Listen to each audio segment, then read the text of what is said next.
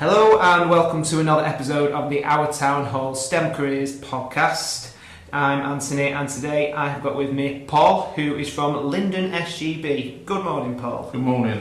Right, I'm going to ask you to dive straight in and tell us a little bit about Lyndon and the work that you do there and the type of work specifically that you're doing on the Town Hall project. Okay, no problem. So Lyndon SGB is an access company, construction access. We're a nationwide business, nationwide company, and we offer access solutions in the form of scaffolding, mast climbers and hoists. We do have edge protection, an edge protection business as well. But basically we offer access on sites.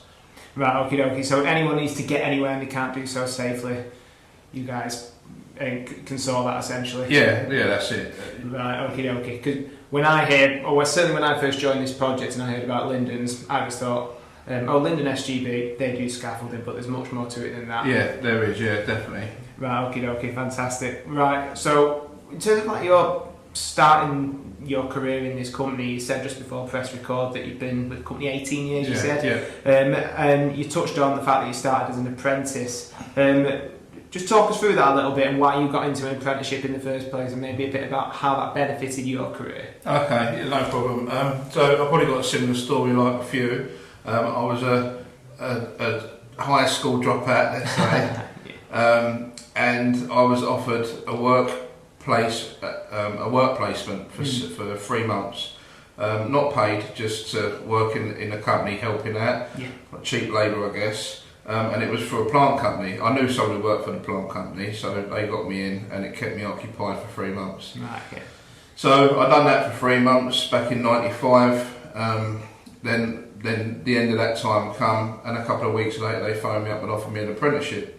I enjoyed my time there. Obviously it was a lot different to being at school, a bit more freedom it felt. No classrooms and working with engines. That was what gave me my buzz back then, a few years ago. Right, yeah. And it really started from there. So they offered me an apprenticeship. I'd done a 3-year apprenticeship for that company. Passed out as a level 3 plant mechanic. And then what my tutor back then advised me to specialise. So plant is obviously quite general. I was working on anything from small hilty tools up to excavators and dumpers and hoists. So we did do hoists there as well. So my passion was really in hoists. I enjoyed hoists for the reasons being I liked working at height. I like the freedom of working on hoists, which I can touch on in a bit. But yeah, it just drew me in the hoist work. So I then finished that apprenticeship, and that apprenticeship I carried out in Oxfordshire, Tame. So it was like block release. I'd go away for 6 weeks or 8 weeks or 12 weeks on a block release, stay at college and then come away, which was a great time in my life, to be honest. You don't appreciate that, but it was fantastic. Many memories when I was at college, some good, some not so good. And then once I passed my apprenticeship, I moved on to another hoist firm called Lyndon Hoists.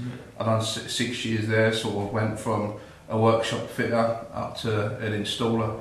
Then I left that company, went to another company, a nationwide company then called Lyndon Hoists. I went from being an installer to a supervisor there, worked on some prestigious projects back then. And I never really lost the love for hoists and I still love hoists there. And then in 2006, I left that company and moved into Taylor Hoists. And been here since? And I started at Taylor Hoists as a site supervisor, so I was on the tools. And then just over a period of time, progressed into the role that I'm in now.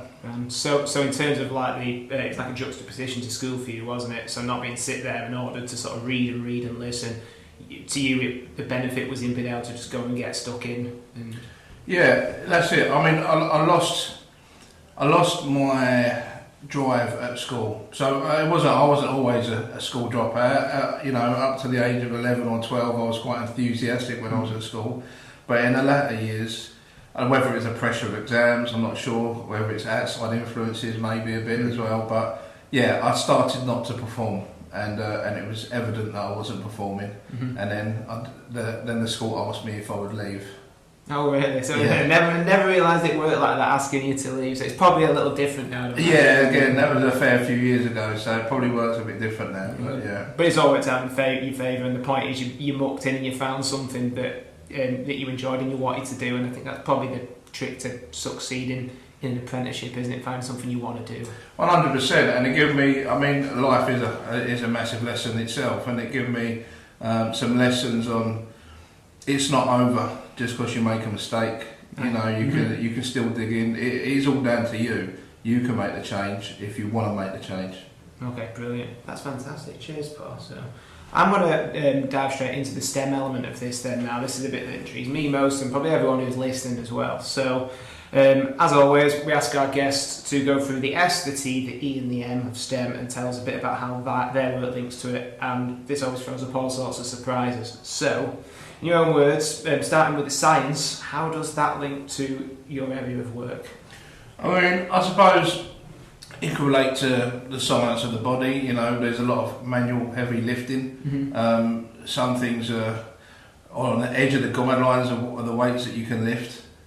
So you have to build your body up over a period of time to, a bit like a scaffolder. Right. You know, they're quite flexible and they can lift loads and they just get used to it, and it's no different to a hoist installer, I would say, or a mast climber installer. But it's all about how you're lifting, you know, the technique of lifting. In regards to the product itself, the hoist and the mast climbers, it's a rack and pinion drive system. So when you look at how that actually works, that hoist or that mast climber, and the loads that it's lifting, it's really a small pinion on a very small rack that's carrying anything up to 4 ton. So that's pretty impressive for me. Yeah. And then you've got the whole braking system, and you've still got the motors and the gearboxes.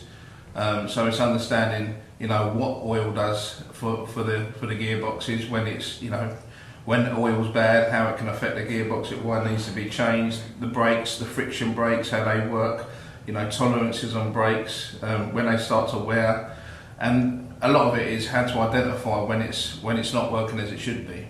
Right. Okay. So there's a relationship between the sort of these oils and the things that you put into the product and how that performs, essentially, isn't it? Yeah, and also electricity. I mean, they all run on electricity, whether it's from the mains or from a generator.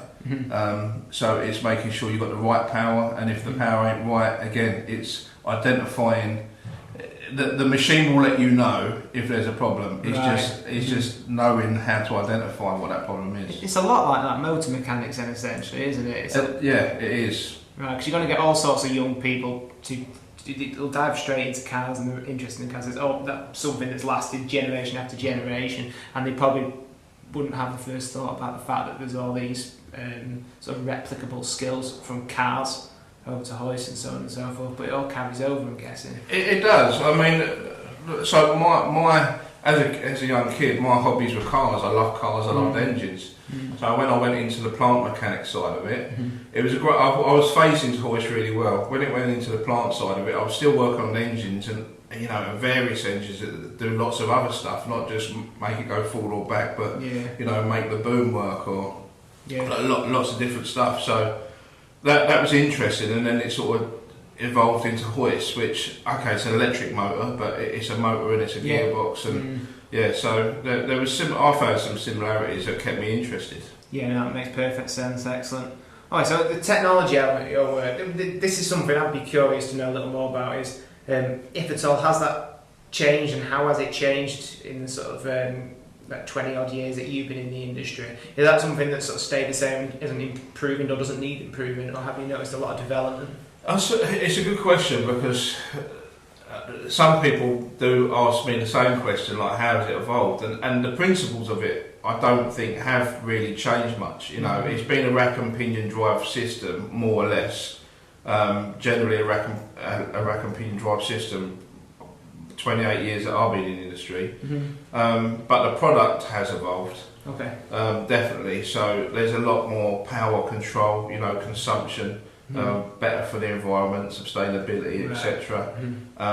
The machines are getting quicker, they can lift more, the cages are getting bigger, So yeah, it's definitely evolving. But again, the principle, a bit like a car still got four wheels and runs along a road. Right, of course. But how it evolves, the new models come out with new gimmicks or new functions, and so it is evolving. Right. Yeah, so it's like an awful lot of technology. You say cars, and I was thinking about mobile phones, in that you've not seen them change a great deal in principle over 10, 15 years. It's more like a sort of evolution rather than revolution, isn't it? So the same thing, it's just getting better and better and better. It is, and probably more user friendly, I would say. Okay. But there's a lot more functions as well, so it needs to be more user friendly. Right, yeah, of course, so you don't overwhelm someone coming into That's right. It is I suppose it is very similar to a car. Electrics and electronics play a bigger part in a hoist or mast climber now than they did probably 20 years ago. Mm-hmm. So there's a lot more control. There's a brain behind the system that's monitoring everything that's going on. Okay.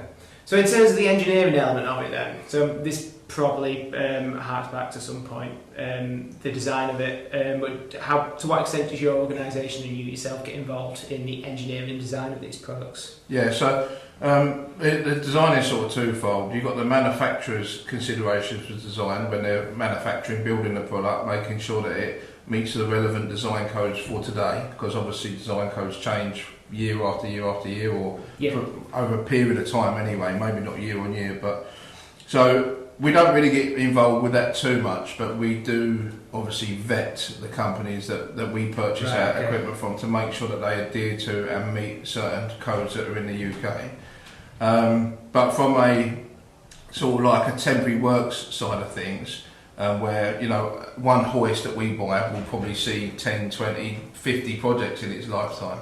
So it's never going to be the exact same install all around on every job it goes to. So we have a design team within the business. Same for scaffolding as well, and same for mast climbers. So we have many designers that will draw up a construction drawing, position the hoist, check the base loads, the tie loads, make sure they're suitable for the building structure or the structure that the hoist is either sitting on or mast climber is sitting on or attached to. Right. And then send that off to the client for them to check from their side. And that's how the design's done. Right, okay, so in relation to the Town Hall project, Grade 1 listed building and whatnot, it's not as simple as just, obviously not as simple as it's drilling 4 holes in the wall and attaching a hoist to a Grade 1 listed building, is it? No, this one was particularly challenging because of the requirement of minimal drilling. Yeah. So in actual fact, every external hoist on this project, not one of them is physically fixed to the structure. Oh, really? Wow. Yeah. So a lot of them either fixed to the scaffolding, that's at points that's fixed back to the building. But the main one, hoist 2 and 3. I'm not sure if it's still on there now, but it's actually the tyre actually wraps around the clock tower. Oh, wow! Which I'd love to take credit for, but it was actually heavily contributed by Lyndon SGB's design team as well on coming up with that design. So it's like 4 steel beams that join in the corners, sort of like 10, well, probably not 10 metres long, but about 6 metres long, could be 10 metres. That we bolted around the clock tower, and that's how we attached. 2-ton hoist to the building. So it can't tear itself off because the clock tower itself is holding the hoist on. Oh, that's fantastic! That I had no idea. Only 3.5 years or whatever it's been in here, and I'm still learning new things. It's interesting. Okay, so the final letter of STEM is the M, the maths element. Where do you see that fitting in terms of what you do? It's in everything we do every day. I would say, I mean, whether it's tolerance of brake pads, like I was referring to before, when you've got to be able to measure and know what to take away and understand where the tolerances are. Site surveys, making sure that a machine's going to fit where the customer would like it to fit. Right. When we're actually measuring, because not everything is. Some things have to be cut to fit on a hoist. So when you've got like plywood or buffalo board, sort of your timber infills between the hoist and the structure, so people can walk, from the landings. Sometimes they're all different measurements. So a hoist installer, and I'd say a mast climber installer, are multi-skilled. They need to understand a bit of carpentry. Maybe definitely electrics, mechanics, And the maths element comes into it all the time. We're constantly measuring distance from the building, levelling the hoist up, making sure that the mast is as vertical as possible. Do you have any sort of like tools or tech that helps you with that measuring? In terms of like, you see like sort of laser measurements and all sorts of that in the home at least. Is that sort of thing you have to use as well here? Yeah, I would say probably a little bit more industrialised them tools for when we're on site. So we have the laser measures, but really it's tape measures and it's knowledge really. That's a massive part of it. But yeah, tape measures and lasers. This comes up time and time again with the maths element of STEM with all these roles, is that often the technology is there to help you, but it's no use unless you're putting the right stuff into it. So you might have a machine or a spreadsheet or a system that can help, but if you're putting in all the wrong numbers, it's no use. So you still have to have that fundamental understanding of maths and measurements, don't you? Yeah, definitely. And sorry, just flicking back from probably to the technology side, is CAD. I think has been massive within the design team. Probably every design team, but for Hoist, I've witnessed firsthand how precise you can now get them installations. Back when I was on the tools, there was an element of an install that was just left up to you to work it out. Right. I think that left up to you to work out is definitely reducing, which I think is a positive. A lot more clearer instruction on how it should be, where it's going to go, and how it should look once it's finished. Right. Yeah, so everyone's got more clarity, haven't they? 100%. Yeah. Brilliant, fantastic. That's really interesting. Once again, I learned something new. That's really good. Cheers, Paul. Just going to go back to the apprenticeship element. It's a really straightforward question, this, but I really want to push on to the point of why an apprenticeship is the right option for some people, because we so often have the stigma attached to them of low pay, which simply isn't always true, and more often not isn't these days. And all sorts of other stigmas about not doing well at school and so forth. But what would you say is the single best thing about apprenticeship in your industry now? The single best thing? Yeah, well, say as many as you like, but what stands out to you? I think there's a few, but one of them that should, one of the things that I think should appeal to people is you're getting paid to learn. Yeah.